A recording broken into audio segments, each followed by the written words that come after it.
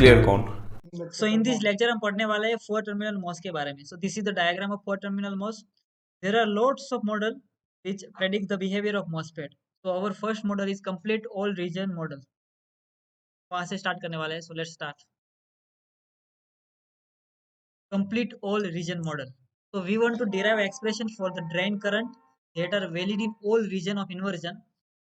हम ऐसा आईडी का इक्वेशन निकालने वाले हैं जो इन्वर्जन के ऑल रीजन में वैलिड हो वैसा. तो इसीलिए इसको हम ऑल इन्वर्जन रीजन मॉडल भी बोलते हैं. करंट जो होता है चैनल में वो ड्रिफ्ट और डिफ्यूजन बोथ करंट के वजह से होता है. तो फिर हम ऐसा लिख सकते हैं कि कोई पॉइंट अगर एक्स ले लें हम इन्वर्जन वो इन्वर्जन लेयर में इन्वर्जन रीजन में, तो फिर for point X we can write that I X equal to I drift plus I diffusion. तो आगे का ये जो पोटेंशियल डिफरेंस का इक्वेशन है उसको समझने के लिए हमको फिगर में चेक करना पड़ेगा. पहले फिगर में देख लेते हैं. तो पहले हम हमारा जो ये कंप्लीट ऑल रीजन मॉडल है उसके लिए जो एजप्शन लेनी है वो एजप्शन पहले जल्दी से देख लेते हैं. तो फिर हमारा जो भी ऑपरेशन होने वाला है वो सब डीसी में होने वाला है, यानी इसमें जो भी हम इनपुट अप्लाई कर रहे हैं वो सब डीसी है. दूसरा दूसरा जो एजप्शन है वो है कि हॉरिजॉन्टल इलेक्ट्रिक फील्ड जो है वो वर्टिकल से बहुत कम है. और तीसरा अप्रोक्सीमेशन वही है कि ग्रेजुअल चैनल अप्रोक्सीमेशन ले रहे हैं, यानी कि ये ग्रेजुअली सोर्स से ड्रेन तक कम होती जाएगी हमारी जो चैनल है वो. सोर्स साइड वाइडर होगी और ड्रेन साइड नैरो होगी, क्योंकि हमने यहाँ पे लिखा है कि VDB is greater than VSB. That's why here more potential difference. So the free electrons will be attracted toward it. That's why here less number of electron will be here, and here more number of electron will be. Now हम अब एक ऐसा point ले रहे हैं यहाँ पे, ये जो एक छोटा सा एलिमेंट ले रहे हैं उस एलिमेंट को स्टार्टिंग में ऐसा हम बोल रहे हैं कि ये पॉइंट एक्स है, और फिर after some interval it will be X plus delta x.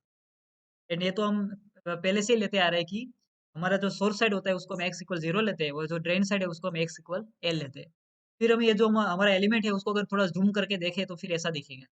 ये जो इन्वर्जन लेयर है और इसमें हमने एक एलिमेंट लिया है जो 3D में है, तो इसका जो एक डब्ल्यू उसकी विड्थ है, फिर डेल्टा एक जितना उस वो दोनों पॉइंट के बिटवीन डिस्टेंस है.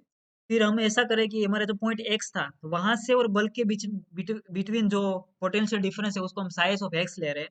फिर एक्स प्लस डेल्टा एक्स, यानी ये जो डेल्टा एक्स डिस्टेंस है उसके बाद का जो पॉइंट है उससे हम ले रहे हैं, तो उसका होगा size x plus delta x. ये जो दोनों है वो अलग वो एलिमेंट के स्टार्टिंग और एंड में जो पॉइंट है उसके पोटेंशियल डिफरेंस है. तो फिर हम डेल्टा साइज ऑफ एक्स के इक्वल ऐसा लिख सकते हैं कि size x plus delta x minus size of x. तो यहीं से हम ऐसा लिख सकते हैं. अब हम दूसरे जो लास्ट अप्रोक्सीमेशन वो ऐसी ले रहे हैं कि हमारी जो चैनल लेंथ है, यानी जो इन्वर्जन लेयर है ड्रेन टू सोर्स के बिटवीन, उसमें जो चैनल लेंथ है वो लेंथ जो डेप्लेशन रीजन होता है ड्रेन और सोर्स के अराउंड उससे बहुत ज्यादा है. यानी फिगर में से देख लेते हैं, यानी ये जो पूरे नेगेटिव आयंस है उसकी जो यहाँ पे जो विड्थ होती है वो चैनल लेंथ से बहुत कम है, इसीलिए उसको हम निग्लेक्ट कर रहे हैं यहाँ पे. अब हम जल्दी से देख लेते हैं आगे के इक्वेशन कैसे बनते हैं. तो फिर हमने ये वो सर्किट वो फिगर से देख लिया है. फिर हमने जैसे पहले बोला था कि जो टोटल करंट होता है वो ड्रिफ्ट करंट और डिफ्यूजन करंट दोनों का समेशन होता है. तो फिर ड्रिफ्ट करंट बेसिकली क्या होता है कि चार्ज इनटू ड्रिफ्ट वेलोसिटी, लेकिन वो एक पॉइंट के लिए होता है, और यहाँ पे हम एक एलिमेंट ले रहे हैं जिसकी विड्थ डब्ल्यू है, तो फिर डब्ल्यू को उसके साथ मल्टीप्लाई करना पड़ेगा, तो हमारा फाइनल इक्वेशन ये बनेगा. और तो VD का इक्वेशन यानी कि ड्रिफ्ट वेलोसिटी जो होता है वो होता है मोबिलिटी इनटू इलेक्ट्रिक फील्ड. तो इलेक्ट्रिक फील्ड का इक्वेशन हमको पता है D Sai S upon D x.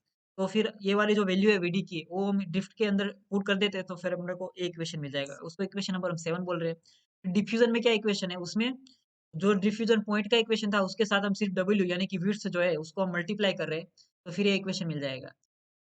ये जो डीएन है डीएन की वैल्यू होती है म्यू इंटू फाइव टी, तो फिर वो हम डायरेक्टली इस इक्वेशन में पुट कर देंगे, तो फिर हम को डिफ्यूजन का इक्वेशन मिल जाएगा, उसको हम इक्वेशन नंबर 8 बोल रहे हैं. फिर हम दोनों को ये जो 6 नंबर का इक्वेशन है टोटल करंट का उसमें हम पुट कर रहे हैं, तो फिर ये अपने को इक्वेशन मिल जाएगा. फिर अपना जो मोटिव है वो आईडीएस निकालना है. तो फिर हम क्या करेंगे, ये दोनों के जो डिनोमिनेटर में जो डीएक्स है उसको हम कॉमन करके आई के साथ मल्टीप्लाई में ले जा सकते हैं. फिर हम इसको ये जो आई ऑफ एक्स है, आई ऑफ एक्स वो एक एलिमेंट के लिए था, तो फिर हम ये एलिमेंट को अगर सोर्स से लेकर ड्रेन तक ले तो फिर इंटीग्रेशन की जो लिमिट है वो ऐसे आएगी 0 से L तक I D S D x. फिर यहाँ पे जो डब्ल्यू है यानी जो विड्थ है उसको हम कांस्टेंट ले रहे हैं, तो फिर वो बाहर आ गया. फिर ये जो लिमिट है वो किसकी वजह से, ये जो इंटीग्रेशन है वो साइज के रिस्पेक्ट में है, इसलिए हमको इसको साइज साइज की रिस्पेक्टिव वैल्यू लिखनी पड़ेगी, साइज 0 से लेकर साइज L तक. फिर इसमें चार्ज के रिस्पेक्ट में, इसीलिए क्यू डैश आई जीरो से लेकर क्यू डैश आई एल तक। फिर हम क्या करें कि अगर इसमें हम इसका हम इंटीग्रेशन करेंगे तो क्या आएगा, आई एक्स डी एक्स के रिस्पेक्ट में, इसीलिए यहाँ पे एक्स आएगा। फिर लिमिट पुट करेंगे तो एल माइनस जीरो यानी एल आएगा, और एल यहाँ पे मल्टीप्लाई में है, वो इक्वल टू के उस साइड आएगा तो डिवीजन में चला जाएगा, यहाँ पे इसलिए डब्ल्यू बाई एल आ गया। फिर क्या है, ये जो पूरा टर्म है यानी इसमें जो साइज के रिस्पेक्ट में है, लेकिन ये जो चार्ज है क्यू डैश आई, वो साइज का फंक्शन है, इसलिए हम इसको डायरेक्टली इंटीग्रेशन नहीं कर सकते। तो इसको एज इट इज रहने देना है, और इसको हम बोल देते हैं आईडीएस वन, यानी और ये ड्रिफ्ट के लिए है, यानी इसको हम बोलते हैं आईडीएस वन फॉर ड्रिफ्ट। फिर दूसरा इक्वेशन है, इसमें क्यू डैश आई जीरो और क्यू डैश आई एल जो लिमिट है वो पुट करनी है, और इसका इंटीग्रेशन क्या होगा, म्यू तो कांस्टेंट ले रहे हो यानी म्यू बार आ गया, और फिर क्यू डैश आई से आई के रिस्पेक्ट में है, इसीलिए यहाँ पे उसका इंटीग्रेशन होगा क्यू डैश आई, फिर लिमिट पुट करेंगे तो ये मिल जाएगा Q dash I L minus Q dash I zero. और ये जो टर्म है वो डिफ्यूजन की वजह से है, और इसको हम आईडीएस टू बोल रहे हैं। फिर इसको हम सिंप्लीफाई करना है, यानी ये जो ड्रिफ्ट का इक्वेशन है, इसमें अगर क्यू डैश आई की हम वैल्यू पुट करें तो फिर इसको सिंप्लीफाई कर सकते हैं। लेकिन क्यू डैश आई का जो इक्वेशन है वो हमने 2T में 2T और 3T वाले चैप्टर में निकाला था, तो फिर उसका हम थोड़ा ओवरव्यू ले लेते हैं। तो फिर ये जो आईडीएस वन था, ये पूरा ये जो पार्ट है उसको हम ड्रिफ्ट करंट बोलते हैं, और इसको ये जो आईडीएस टू है उसको हम डिफ्यूजन पार्ट बोलते हैं। फिर हम क्यू डैश आई का इक्वेशन डायरेक्टली ऐसा लिख सकते हैं, ये हमने चैप्टर नंबर 2 और 3 में ऑलरेडी डिस्कस कर लिया है, और इसको हम यहाँ पे जो क्यू डैश आई था वहाँ पे पुट कर रहे हैं। फिर हम इसका इंटीग्रेशन करते हैं, यानी ये जो ड्रिफ्ट है उसके लिए, यानी आईडीएस वन के लिए सिर्फ हम इंटीग्रेशन कर रहे हैं, तो फिर ये पूरा टर्म ऐसे एज इट इज आ गया है जो कांस्टेंट था। फिर ये जो टर्म है उसमें से हम सी डैश एक्स को बाहर निकाल रहे हैं, तो वीजीबी माइनस वीएबी मिल जाएगा। फिर ये साइज के रिस्पेक्ट में इंटीग्रेशन है, इसलिए यहाँ पे ये तो सब कांस्टेंट है, तो फिर इसका इंटीग्रेशन साइज आ जाएगा।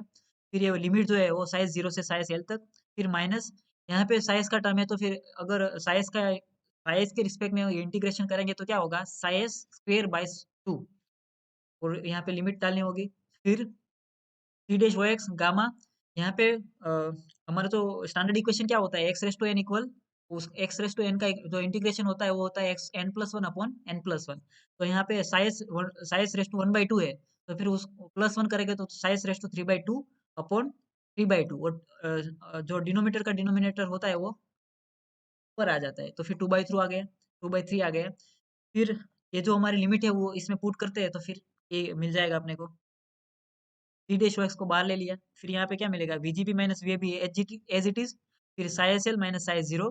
फिर यहाँ पे सी डैश एक्स तो कॉमन ले लिया बाहर, फिर साइज यानी upper limit size L square by two minus size zero square by two, इसमें टू बाई थ्री गामा बाहर आ गया क्योंकि वो कांस्टेंट है, तो इसमें लिमिट पुट करेंगे तो क्या आएगा, psi L raise to three by two minus size zero raise to three by two. थोड़ा सिंप्लीफिकेशन और करते हैं तो फिर इसमें से हम वन बाई टू को बाहर निकाल सकते हैं, तो फिर size L square minus size S zero square, इसमें टू बाई थ्री गामा, इसमें वो एज इट इज आ जाएगा। फिर हम क्या करें कि हमारा जो आईडीएस टू का इक्वेशन है, यानी ये जो हमारा फाइनल इक्वेशन मिल गया है, ये इक्वेशन है अपना डिफ्ट करंट का। फिर होता है आईडीएस टू का, तो आईडीएस के लिए थोड़ा सिंप्लीफिकेशन करते हैं तो फिर क्या मिलेगा, यानी उसमें हम ऑलरेडी इक्वेशन क्या था, हमने पहले ही देख लिया था कि Q dash I L minus Q dash I zero. तो फिर उसमें क्या सिर्फ वही डिफरेंस होगा कि हमारा जो इन्वर्जन चार्ज का इक्वेशन है में जहाँ भी साइज है वहाँ पे साइज जीरो और साइज एल आ जाएगा। तो फिर क्या होगा देख लेते हैं, वी एफ बी माइनस वो पूरा equation as it is minus C dash O X V G B minus V F B, और यहाँ पे क्योंकि हम साइज एल वाली यानी अपर लिमिट रख रहे हैं, तो फिर साइज की जगह पे आ जाएगा psi L minus gamma under root psi L. फिर एज इट इज यहाँ पे हम लोअर लिमिट लिख रख रहे हैं, इसलिए size zero minus size zero आ जाएगा, यानी साइज वाला जो टर्म था वो साइज जीरो से रिप्लेस कर दिया जाएगा। फिर इसमें जो भी सेम सेम होगा दोनों इक्वेशन में वो सबट्रैक्ट हो जाएगा, यानी ये दोनों कैंसिल हो गए। फिर ये जो अपने को मिलता है वो फाइनल इक्वेशन है आईडीएस टू, यानी कि डिफ्यूजन करंट का। ये जो इक्वेशन है वो हमने ऑलरेडी 3T मॉस में डिस्कस कर लिया था। पहले ये देख लेते हैं कि ये दोनों का जो समेशन मिलता है वो हमारा final complete all region model का करंट करंट का इक्वेशन मिल जाएगा। ये जो इक्वेशन आप देख के ही बोल सकते हैं कि इक्वेशन बहुत कॉम्प्लेक्स है, यानी इसको कैलकुलेट करने में भी बहुत ज्यादा कॉम्प्लेक्सिटी आ रही है। और ये साइज का इक्वेशन है उसको हमने 3T मॉस में निकाला था, तो फिर इसमें हम वैसे ही साइज एल के लिए ऐसा लिख सकते हैं कि जहाँ पे भी साइज होगा वहाँ पे साइज एल आ जाएगा, और साइज जीरो के लिए जहाँ पे भी साइज था वहाँ पे साइज जीरो आ जाएगा, और ये तीनों इक्वेशन में से लिख सकते हैं। और इसमें जो साइज 0 और साइज सेल है वो can solve by iteration. This can be easily done with a computer. इसमें क्योंकि इटरेटिवली कैलकुलेशन करना पड़ता है वो इक्वेशन निकालने के लिए, तो फिर उसको सॉल्यूशन करने के लिए कंप्यूटर चाहिए। Getting proper value of size 0 and size L, after getting proper value of size 0 and size L, we can find IDS1 and IDS2. So IDS1 and IDS2 represent complete all region model. तो एक graph में आप देख सकते हैं, यहाँ पे VDS है, यहाँ पे IDS है, और यहाँ पे डिफरेंट वैल्यू ऑफ VGS में अपने को क्या करंट मिल रहा है विथ रिस्पेक्ट टू VDS, वो आप देख सकते हैं।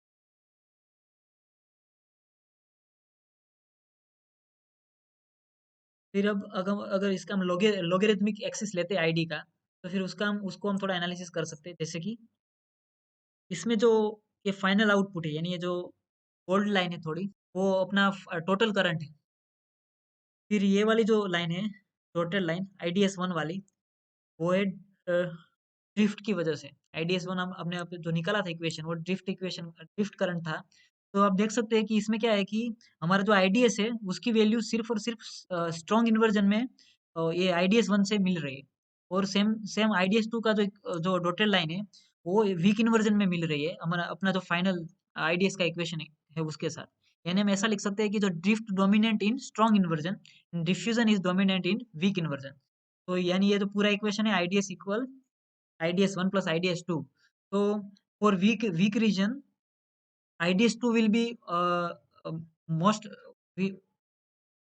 ये अपना जो फाइनल इक्वेशन है IDS1 और IDS equal IDS1 plus IDS2, उसमें IDS2 है वो डिफ्यूजन की वजह से है, और जो डिफ्यूजन करंट है होता है वो इन वीक इन्वर्जन में डोमिनेट होता है।